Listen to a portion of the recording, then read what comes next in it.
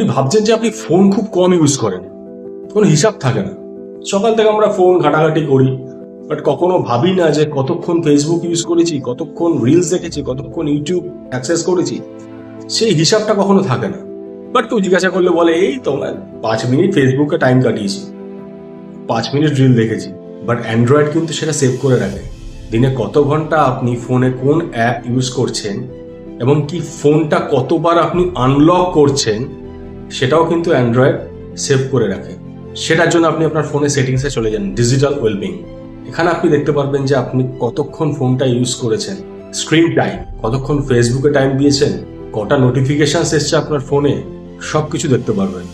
এখানে এটার থেকে বাঁচার জন্য আরেকটি অপশন আছে, ওয়ে টু ডিসকানেক্ট। এটার কাজ হলো আপনাকে ফোন থেকে ব্রেক দেবে, টাইমার সেট করা থাকবে। তখন আপনি 1 ঘন্টা টাইমার সেট করে রেখেছেন, যে 1 ঘন্টা হয়ে যাবে তখন ফোন আপনাকে নোটিফিকেশন দেবে। আরেকটা আছে বেড টাইম ফোকাস মোড। এটার মাধ্যমে আপনি যদি কোনো টাইম মেনশন করে রাখেন, সেই টাইমে কিন্তু আপনার ফেসবুক বা ইউটিউব আপনি যেটাই সেট করে রাখবেন, সেই অ্যাপটা কিন্তু ব্লক হয়ে যাবে।